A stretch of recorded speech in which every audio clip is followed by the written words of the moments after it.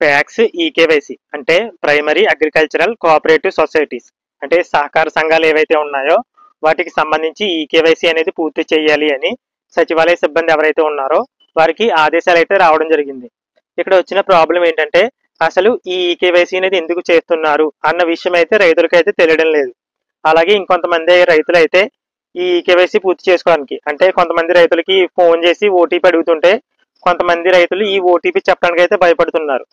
కాబట్టి అసలు ఈ కేవైసీ అనేది ఎందుకు అంటే ఈ ప్యాక్స్ ఈ కేవైసీ చేయడం ద్వారా రైతులకి ఏదైనా ఉపయోగం ఉందా లేదా ఇలాంటి వివరాలు తెలియజేయడం కోసమే ఈ వీడియో అయితే చేస్తున్నాను. కాబట్టి వీడియో అనేది ఎక్కడ స్కిప్ చేయకుండా చివరి వరకు చూసి మరి కొంతమంది రైతులకి ఈ వీడియో అయితే తప్పకుండా రికమెండేషన్ అవ్వాలి కాబట్టి వీడియోని అయితే తప్పకుండా లైక్ చేయండి. ఈ ప్యాక్స్ ఈ కేవైసీకి రైతులందరి పేర్లు కూడా రావు ఎవరైతే సొసైటీలో సభ్యులుగా ఉన్నారో. ఇక్కడ సొసైటీలో సభ్యులుగా అంటే సొసైటీలో కొంతమందికి సభ్యత్వం అయితే ఉంటుంది. ఈ సభ్యత్వానికి 300 రూపాయలు అయితే చెల్లించాలి అని అడిగితే చెప్పారు, సొసైటీలో అడిగితే చెప్పారు. అలా సభ్యత్వం తీసుకున్న రైతులు ఎవరైతే ఉన్నారో వారికే లోన్ అనేది అంటే సొసైటీలో లోన్ తీసుకోవడానికి అవకాశం ఉంటుంది. అలాగే సొసైటీలో ఏదైనా ఎలక్షన్ జరిగితే ఓట్లు వేయడానికి అవకాశం ఉంటుంది. అలాగే ఆ రైతుకి తప్పకుండా సొంతంగా భూమి అయితే ఉండాలి. అలాంటి వారికే సభ్యత్వం అయితే ఇస్తారు.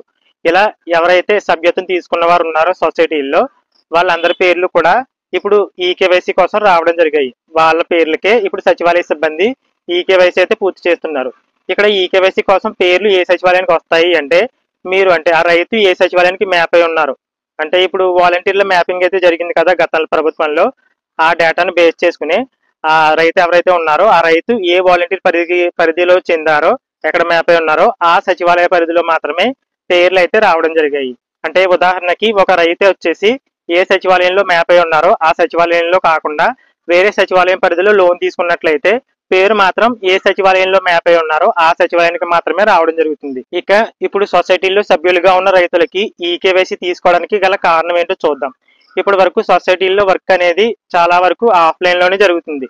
ఆ ఆఫ్లైన్ ప్రాసెస్ తీసేసి ఆన్లైన్ సిస్టమ్ తీసుకొద్దామన్న ఉద్దేశంతో రైతుల డేటాని కన్ఫర్మ్ చేయడం కోసం ఈ కేవైసీ అనేది తీసుకొచ్చారు. అంటే ఇప్పుడు బ్యాంకింగ్ సిస్టమ్ ఏ విధంగా ఉంది, ఉదయం 10 గంటలకు స్టార్ట్ అయ్యి ఈవినింగ్ 4:30 వరకు వర్క్ ఏ విధంగా జరుగుతుంది అంతా ఆన్లైన్లో, అదే విధంగా ఈ సొసైటీలో కూడా వర్క్ అయితే జరగనుంది. అందుకోసం ఎవరైతే సొసైటీలో సభ్యులుగా ఉన్నారో వాళ్ళ ఆధార్ నెంబర్ కరెక్టేనా, ఫోన్ నెంబర్ కరెక్టేనా, మిగిలిన వివరాలు కరెక్టేనా, ఇలాంటి వివరాలు తెలుసుకోవడం కోసం ఈ కేవైసీ అయితే తీసుకుంటున్నారు.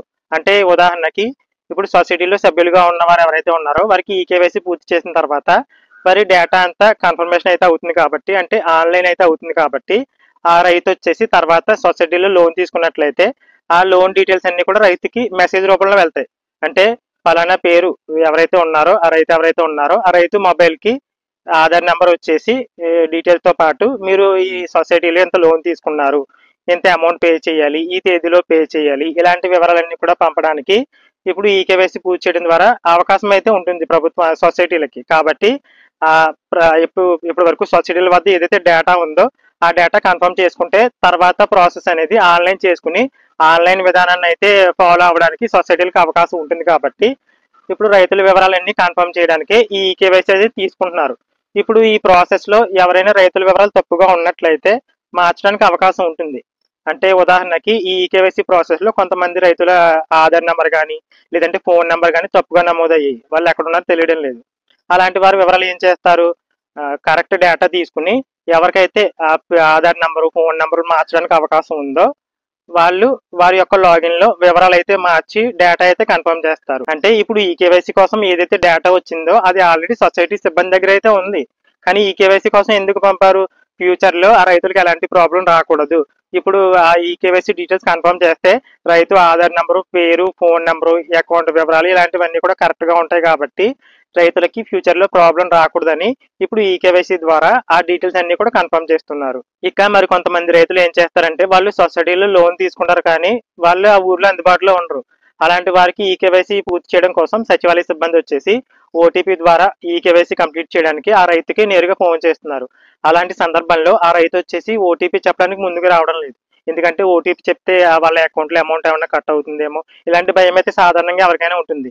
అలాంటి వారు ఏం చేస్తారంటే అలాంటి రైతు ఏం చేస్తారంటే మీరు మీ గ్రామ సచివాలయ సిబ్బందిని నేరుగా వచ్చైనా కలండి, లేదంటే మీకు మీ విలేజ్ లో తెలిసిన వాళ్ళు ఎవరైనా ఉంటారు కదా వాళ్ళ ద్వారా సచివాలయంలో ఒక ఎంప్లాయీని కాంటాక్ట్ అయ్యి అసలు ఈ కేవైసీ ఎందుకు ఏంటి వివరాలు కనుక్కొని వాళ్ళకి ఓటీపీ చెప్పి మీరు ఆ సొసైటీకి సంబంధించి ప్యాక్స్ ఈ కేవైసీ ఏదైతే ఉందో అదైతే పూర్తి చేసుకోండి. ఎందుకంటే ఈ కేవైసీ పూర్తి చేయడం ద్వారా మనకే ఉపయోగం కాబట్టి ఆ ఈ కేవైసీ అనేది సచివాలయ సిబ్బందికి సహకరించి త్వరగానే మీకు ఓటీపీ చెప్పడం భయం అయితే గనక మీ విలేజ్ లో వేరే వాళ్ళ ద్వారానో లేదంటే మీ విలేజ్ లో ఎవరైతే సచివాలయ ఎంప్లాయీ ఉన్నారో వాళ్ళ ఫోన్ నెంబర్ తెలిస్తే నేరుగా వాళ్ళకే ఫోన్ చేసి వాళ్ళని ఈ కేవైసీ పూర్తి చేయమని అయితే చెప్పండి. ఈ ప్యాక్స్ ఈ కేవైసీ అనేది కంప్లీట్ చేయడం కోసం సచివాలయ సిబ్బందికి వారి యొక్క లాగిన్ లో ఆప్షన్ అయితే ఇచ్చారు. వాళ్ళకి సంబంధించి ఈ యాప్ లో ఆధార్ ఈకేవైసీలో ప్యాక్స్ ఈకేవైసీ ఆప్షన్ అయితే ఉంది.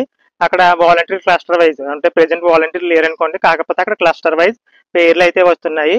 ఆ క్లస్టర్ సెలెక్ట్ చేసుకుని ఆ క్లస్టర్ లో వాలంటీర్ కి సంబంధించి గతంలో ఉండేవారు కదా, ఆ వాలంటీర్ క్లస్టర్ పరిధిలో ఎవరైతే రైతులు పేర్లు ఉన్నాయో సొసైటీ సభ్యత్వం కలిగిన వారి పేర్లు అయితే డిస్ప్లే అవుతాయి. వారి పేరు పైన క్లిక్ చేసి వారికి ఈ కేవైసీ అనేది పూర్తి చేయొచ్చు.